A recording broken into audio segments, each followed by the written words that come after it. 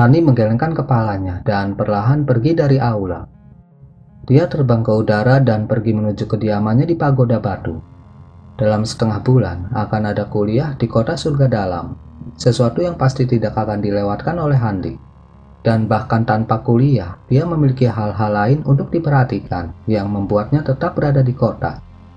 Ketika dia kembali ke kediamannya di Pagoda Batu, Hani mengambil lencana batu giok yang mencatat jasanya dan dia membawanya ke aula lain dengan imbalan token izin. Kemudian dia kembali ke markas pasukannya dan menemukan tempat yang tenang untuk beristirahat. 3 hari kemudian, dia buru-buru pergi ke beberapa bagian kota. Setengah hari kemudian, dia muncul di luar kota di atas sebuah lembah. Lembah itu subur dan menghijau. Selain keindahan alamnya, sepertinya tidak ada yang lain di sana. Garis biru itu berputar di udara dan tiba-tiba jatuh ke lembah. Cahaya memudar dan Hani muncul 100 meter di atas dinding batu.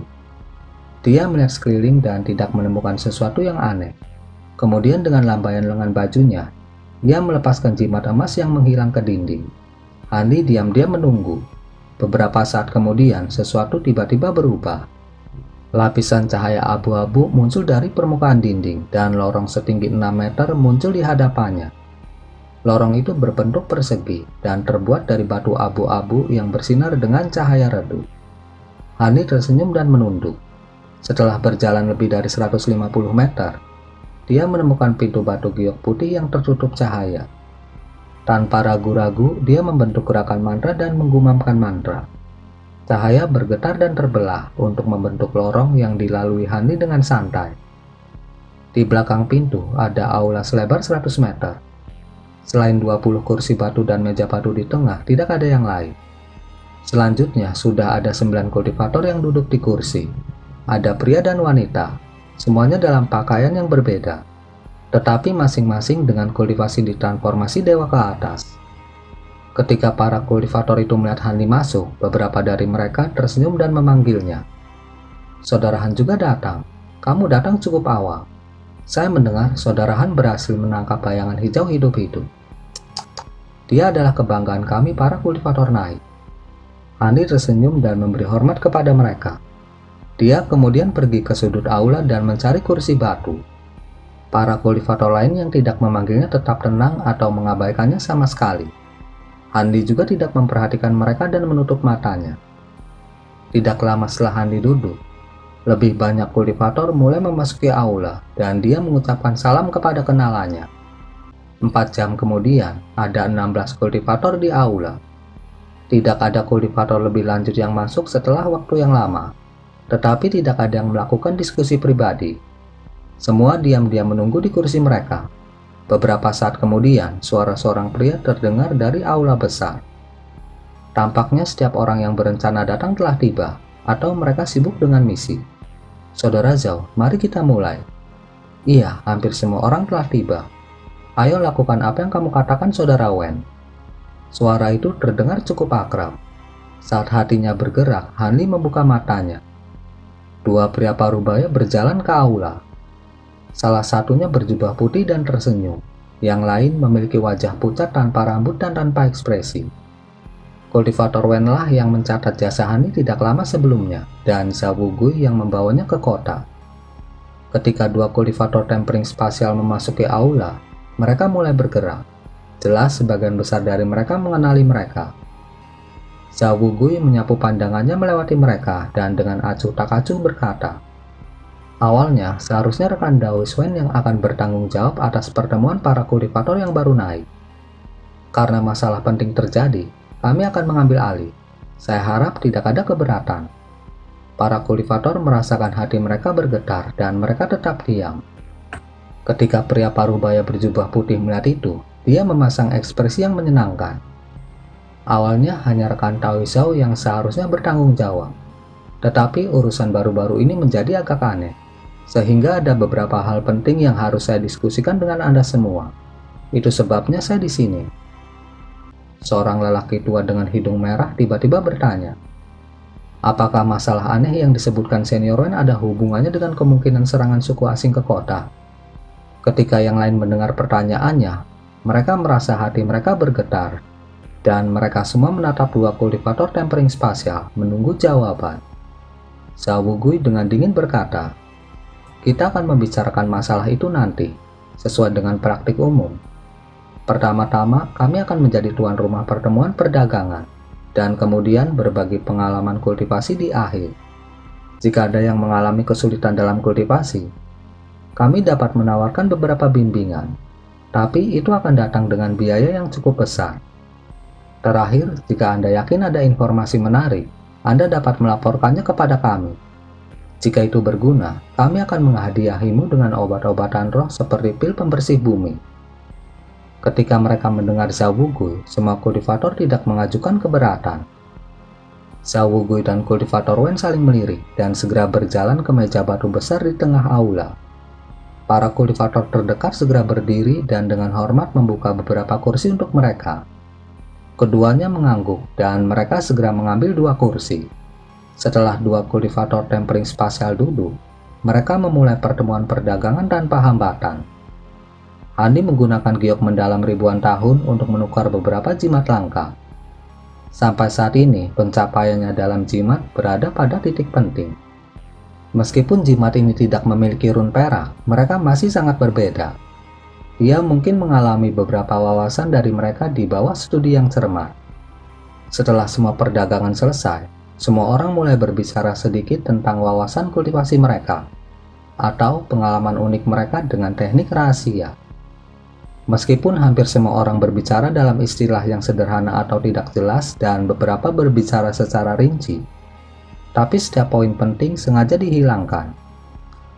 Mereka yang tertarik tidak akan mendesak mereka, tetapi mengirimi mereka transmisi suara sesudahnya. Keduanya kemudian akan melakukan pertukaran untuk teknik atau wawasan mereka sendiri. Kedua kultivator tempering spasial tidak mempedulikan hal itu. Baru-baru ini mempelajari ilmu jimat, Hani hanya berbicara tentang beberapa area dangkal dari pemahamannya. Namun, jelas tidak banyak kultivator naik di aula yang tertarik pada jimat. Mereka tidak terlalu memperhatikannya. Tetapi ketika kultivator Wen dan Zhao Wugui mendengar Hani menyebutkan sesuatu yang berhubungan dengan jimat rune perak, sedikit keheranan muncul di wajah mereka. Meskipun ada banyak kultivator tingkat tinggi yang memahami rune perak, akan sangat sulit untuk mempelajari jimat tanpa instruksi langsung. Setelah sekelompok kultivator selesai berbicara tentang pengalaman mereka, ada beberapa orang yang dengan tidak sabar menyampaikan beberapa kesulitan yang mereka alami dalam kultivasi mereka kepada Zhao Wugui dan kultivator Wen. Namun, kultivator Wen hanya menawarkan beberapa kata singkat sebagai tanggapan dan tersenyum tipis. Adapun Zhao Wugui, dia memberi mereka beberapa kata dalam transmisi suara. Apakah mereka mengangguk atau menggelengkan kepala? Para kultivator segera duduk kembali dan tidak bertanya apa-apa lagi. Para kultivator yang baru naik ini kurang lebih mengalami kesulitan dalam kultivasi mereka. Terlepas dari Hanli, mereka semua tidak mau meninggalkan kesempatan. Selanjutnya, Hanli mengolah seni kultivasi sihir tubuh ganda seni iblis sejati. Meskipun ada area yang tidak dia mengerti, tidak ada yang pernah mengolahnya sebelumnya. Jadi dia segan untuk bertanya tentang hal itu. Dia hanya duduk di samping. 2 jam kemudian, semua orang selesai berbicara, dan mereka mulai menukar informasi mereka dengan pil obat. Dengan itu, semua yang diharapkan dari pertemuan biasa selesai. Pada saat itu, kultivator Wen menghela nafas dan dia perlahan berdiri. "Baiklah, karena kita telah menyelesaikan semua urusan kecil, kami telah membawa beberapa perintah dari Penatua Leluo. Dengarkan baik-baik." Para kultivator lainnya merasakan hati mereka bergetar dan wajah mereka berubah muram. Kota Surga Dalam memiliki 5 tetua manusia. Master Leluo dan Biksu Jinyu adalah 2 dari mereka. Keduanya adalah kultivator tahap integrasi tubuh dengan kemampuan mendalam dan keduanya kultivator naik. Namun Biksu Jinyu tidak peduli dengan urusan luar dan menghabiskan sebagian besar waktunya di kultivasi terpencil. Master Leluo menjadi pemimpin para kultivator naik di kota sebagai hasilnya. Dia memiliki prestis yang tak tertandingi di antara para kultivator naik. Namun, Hanli belum melihat keduanya secara langsung sejak dia tiba di kota. Dia hanya melihat 3 tetua manusia lainnya selama kuliah mereka di aula surga dalam. Suara dingin Zhao Wugui terdengar melalui aula. Penatua Leluo memberi perintah tidak lama sebelumnya. Dia akhirnya memperoleh beberapa informasi konkret. Dalam 10 tahun, kota surga dalam kemungkinan besar akan dikepung oleh berbagai suku asing. Ada sedikit kemungkinan akan ada serangan dari 3 atau lebih suku asing. Meskipun kemungkinannya hampir tidak ada sedikit kemungkinan bahwa akan ada pengulangan perang 100 suku. Meskipun banyak orang di aula sudah mengantisipasi apa yang dikatakan Zhao Wugui, hati mereka masih tenggelam saat mendengarnya. Sebagian besar bahkan menjadi pucat ketika mereka mendengar penyebutan perang 100 suku. Meskipun baru sekitar 100 tahun sejak para kultivator ini naik dari alam yang lebih rendah, mereka sudah akrab dengan legenda perang kuno. Itu adalah ancaman yang hampir mengakibatkan kepunahan manusia dan iblis. Menurut legenda, pertempuran itu membutuhkan waktu 10.000 tahun untuk diselesaikan dan sangat kejam di luar imajinasi. Duduk di sudut ruangan dan tidak banyak bicara selama ini, Andi menghela nafas panjang dan tersenyum masam. Tampaknya keadaan ini jauh lebih buruk dari yang dia harapkan. Dia harus memikirkan rencana untuk menyelamatkan dirinya sendiri. Jika perang besar akan meletus, seorang kultivator tahap integrasi tubuh akan mengalami kesulitan untuk bertahan hidup, apalagi seorang kultivator transformasi dewa yang sepele. Seorang pria bertelanjang kaki berdiri dengan memberi hormat dan dengan hormat bertanya, "Mengapa senior memberitahu informasi ini kepada orang-orang dengan kultivasi rendah seperti kami? Bukankah informasi rahasia ini bisa bocor?" Zhao Wugui dengan dingin berkata, "Rekan Taois, kalian semua berkultivasi di alam rendah dengan ki spiritual yang jarang sampai kalian mencapai tahap ini. Anda menang melawan setiap kesulitan untuk naik ke alam roh. Kebijaksanaan Anda luar biasa. Jadi saya akan membuatnya jelas. Di tahun-tahun mendatang, semua kultivator naik yang memegang posisi sebagai penjaga biru gelap akan ditempatkan di posisi penting. Jika masalah berbahaya muncul, panel tetua akan memilih kami untuk menanganinya terlebih dahulu. Meskipun seorang kultivator naik bergabung dengan kami setiap beberapa tahun, sebagian besar kultivator tingkat tinggi yang mati untuk kota surga dalam adalah kultivator naik seperti kita. Sebenarnya, jumlah kultivator naik bahkan tidak berjumlah 1/10 dari jumlah total kultivator kelas tinggi di kota. Para kultivator asli alam roh memegang posisi yang lebih aman. Selama beberapa tahun terakhir, Anda seharusnya menyadari hal itu. Beberapa dari kalian seharusnya menjalankan perintah untuk misi yang sangat berbahaya. Anda mungkin sekarang tahu itu. Tetapi status Anda saat ini adalah hasil dari solidaritas para kultivator naik dan upaya keras dari Penatua Leluo. Sebelum Biksu Jinyu dan Penatua Leluo memasuki panel tetua, dikatakan bahwa perlakuan terhadap kultivator naik seperti kita bahkan lebih buruk. Separuh kecil dari kultivator yang naik seringkali binasa dalam menjalankan tugas. Semua kultivator memasang ekspresi kaku setelah mendengar itu. Mereka merasa itu memang kenyataan. Selama beberapa tahun terakhir, mereka secara pribadi menyaksikan bagaimana kultivator yang naik sering ditugaskan ke misi yang sangat berbahaya di mana kematian mungkin terjadi. Jika bukan karena itu, akan ada lebih banyak jumlah mereka di aula. Andi tetap tanpa ekspresi. Sejak dia menjadi penjaga biru gelap, dia ditugaskan ke rawa fajar terapung dan area berbahaya lainnya. Dan dari regu yang menemaninya, sebagian besar pemimpin mereka juga akan menjadi kultivator naik. Dia sudah lama merasa curiga akan hal ini. Akibatnya, ketika Zhao Wugui mencarinya untuk berpartisipasi dalam pertemuan ini, dia langsung setuju. Adapun kultivator asli, dia bisa merasakan jejak ketakutan yang mereka rasakan terhadap kultivator naik. Jika tidak, ketika eksentrik Tuaming dan yang lainnya gagal mendapatkan harta karun dari tanah rohnya, mereka tidak akan pergi dengan mudah. Tentu saja, setelah dia bergabung dengan pertemuan-pertemuan ini, tidak ada masalah lain yang mencarinya dan tidak ada misi yang berbeda yang dipaksakan pada pasukan kecilnya. Tentu saja, itu juga karena rawa fajar terapung sudah menjadi daerah yang berbahaya. Kultivator Wen kemudian berkata, "Alasan mengapa kami memberitahu Anda informasi ini adalah bahwa Penatua Leluo ingin memberikan kesempatan untuk mempertahankan kekuatan para kultivator yang naik sebelum dia mengalami kesengsaraan yang lebih besar."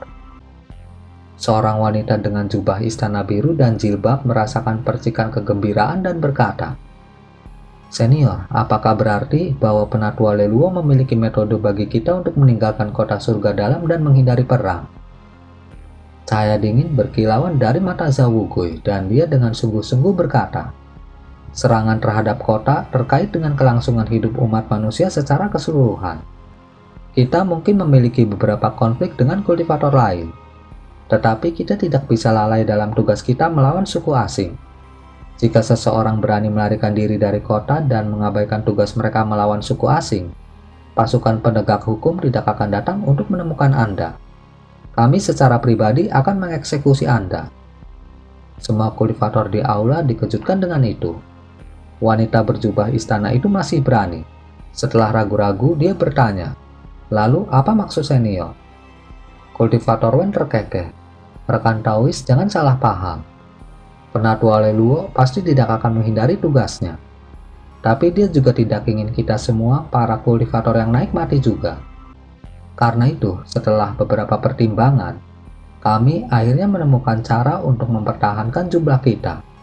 Meskipun metode ini cukup berbahaya, kami telah mengumpulkan Anda di sini untuk memberitahu Anda tentang hal itu. Anda dapat memilih untuk berpartisipasi dalam rencana ini." Diskusi dengan cepat menyebar ke seluruh aula dan para kultivator tidak bisa tidak saling memandang dengan cemas. Hani mengerutkan kening dan menyipitkan matanya.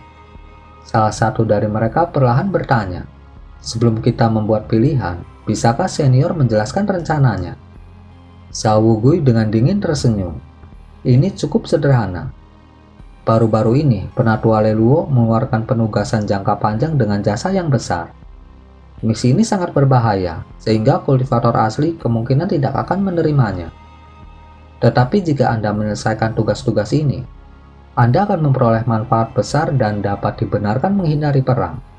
Jika perang tidak terjadi, Anda dapat kembali ke kota surga dalam. Jika kultivasi Anda tidak cukup dan perang pecah, Anda akan jauh dari perang dan mempertahankan hidup Anda sebagai salah satu kultivator naik kami. Hehe, mari kita singkirkan pembicaraan buruk itu dulu. Menurut rencana kami, mereka yang ditugaskan akan memiliki peluang 50% untuk bertahan hidup. Apakah Anda menerimanya atau tidak, itu sepenuhnya terserah Anda. Lagi pula, hanya akan ada dua pilihan ketika suku asing menyerang. Anda dapat menjalankan tugas atau kemungkinan besar mati dalam perang. Jika Anda mencoba menghindari keduanya dan melarikan diri dari kota, Anda pasti tahu apa yang harus terjadi selanjutnya." Ketika para kultivator mendengar dua kultivator tahap tempering spasial berbicara, mereka semua merasakan hawa dingin mengalir di tubuh mereka dan wajah mereka semua berubah. Sebuah flip coin untuk kematian. Penugasan ini terlalu berbahaya, tetapi serangan suku-suku asing hanya kemungkinan. Dan jika itu hanya serangan oleh satu suku, mereka yakin mereka akan selamat. Ketika itu terlintas dalam pikiran, tugas itu tampak jauh lebih berbahaya. Tentu saja, keputusan tentang hidup sendiri tidak bisa dianggap sederhana. Mereka perlu menaruh banyak pertimbangan di atasnya. Untuk sesaat, keheningan memenuhi aula. Kultivator Wen menambahkan, "Rekan Taois tidak perlu segera membuat keputusan. Penugasan ini akan terus dikeluarkan selama 1 tahun. Selanjutnya, selama Anda mengambil tugas, kami akan menemukan seseorang untuk mengambil alih tempat Anda di penjaga. Jangan khawatir jika Anda sedang dalam tugas rutin." Hani mengangkat kepalanya dan berkata, "Senior Wen, bahkan jika kita menyelesaikan tugas itu, bagaimana masalah pil pembersih bumi akan diselesaikan? Bahkan jika kita menyelesaikan misi, kita akan binasa dalam kesengsaraan 2 warna." Zhao Wugui menjawab, "Jadi itu adalah keponakan Han. Anda tidak perlu khawatir tentang itu. Misi berbahaya ini dimaksudkan untuk mempertaruhkan segalanya. Secara alami, kami akan memberi Anda semua pil pembersih bumi yang Anda butuhkan. Tetapi mereka akan ditempatkan di bawah batasan. Jika Anda tidak benar-benar menjalankan misi Anda, pil pembersih bumi ini akan menghancurkan diri mereka sendiri. Jadi jangan tinggalkan misi Anda.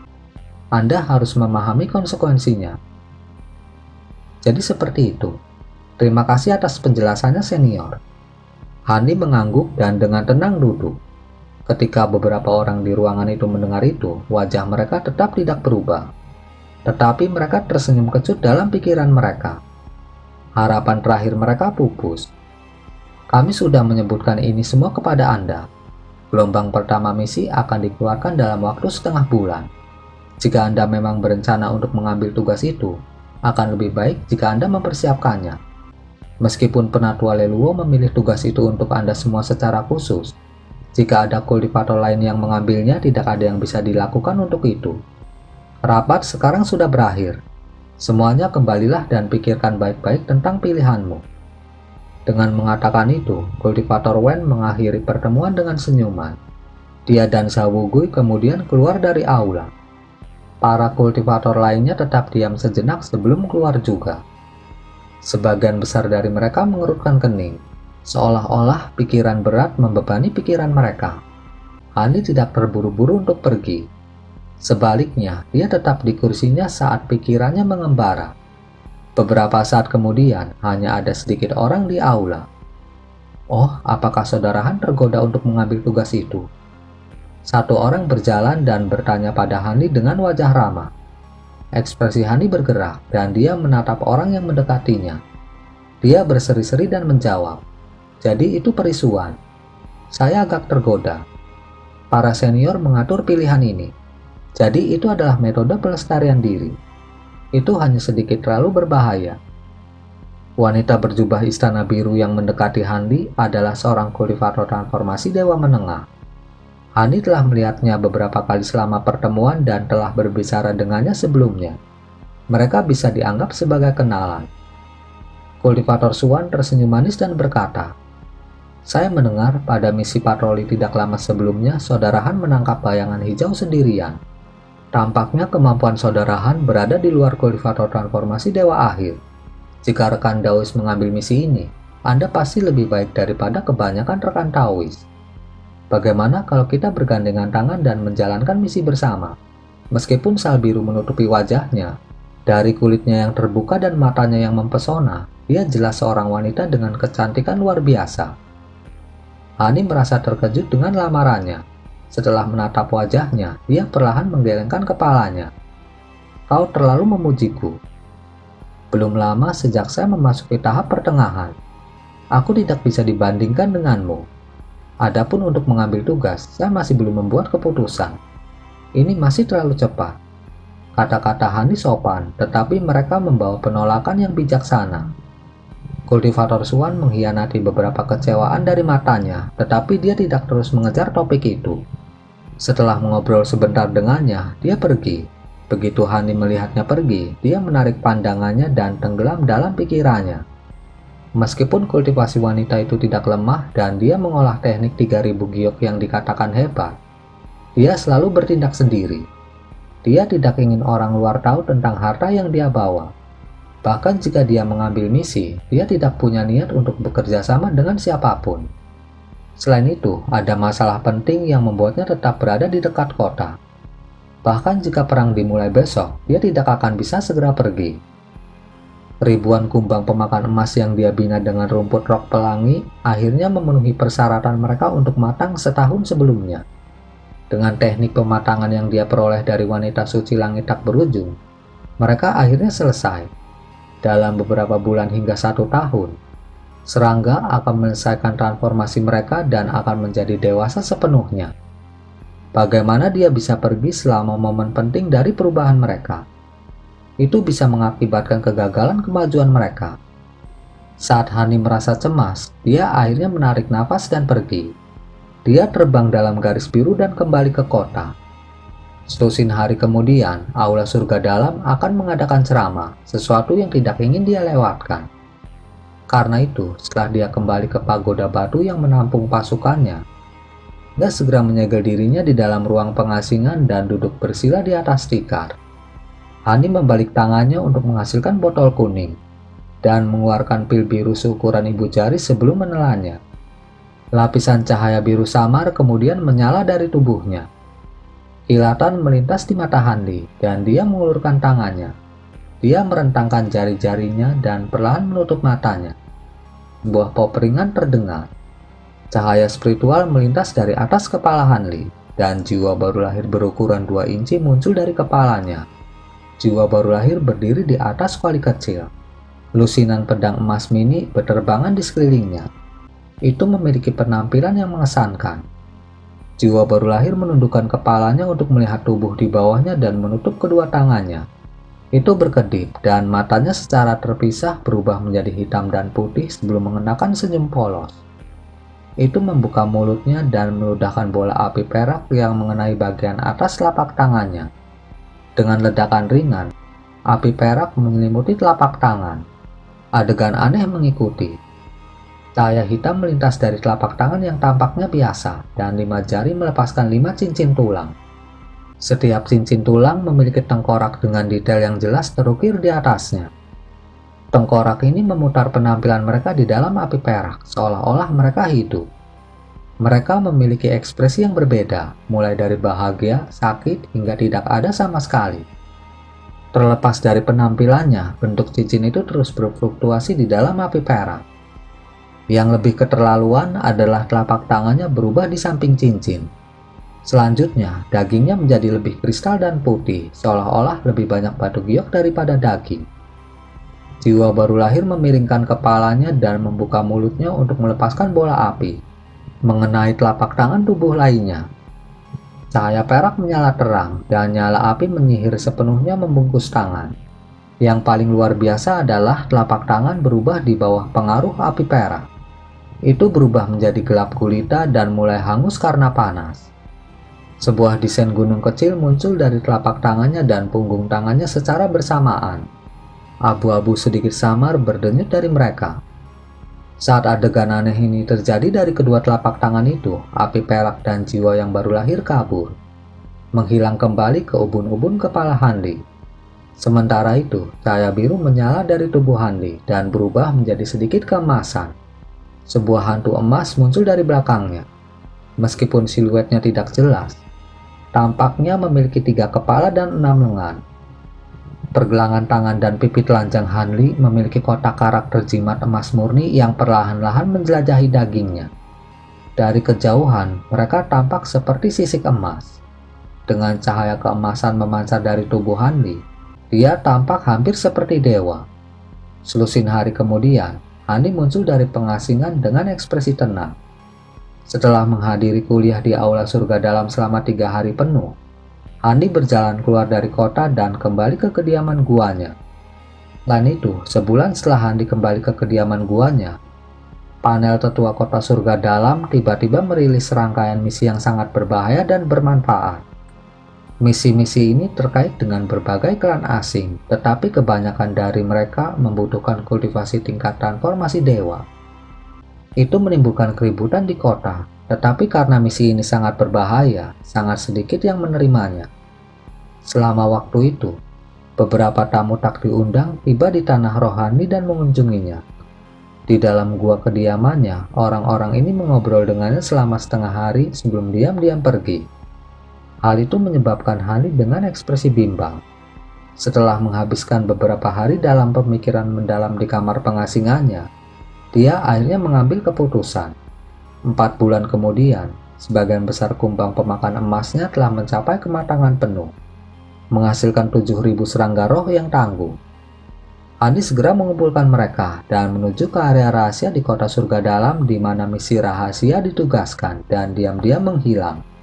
Tidak lama kemudian, pasukan kecil Hanli menerima perintah dan pemimpin mereka diganti dengan kultivator transformasi dewa lainnya. Tidak jarang kultivator seperti Hanli menghilang secara misterius. Karena dia adalah seorang kultivator yang naik, dia kemungkinan besar tidak terafiliasi atau murid rahasia dari klan bangsawan. Satu-satunya sifat dari orang-orang ini adalah bahwa mereka semua adalah kultivator tahap transformasi dewa. Selain itu, mereka semua adalah individu yang luar biasa. Di hutan merah tua yang tak berujung dari pohon bengkok, ada 5 pria dan wanita muda. Mereka berada di bagian hutan yang tersembunyi dan berjarak 10 meter dari satu sama lain. Salah satunya adalah seorang pria berusia sekitar 30 tahun. Dia mengenakan jubah bordir dan jubah putih salju dengan mata seperti kilat. Ada seorang wanita berjubah hitam dengan tubuh ramping, alis hitam dan rambut terbungkus. Wajahnya tampak bermusuhan.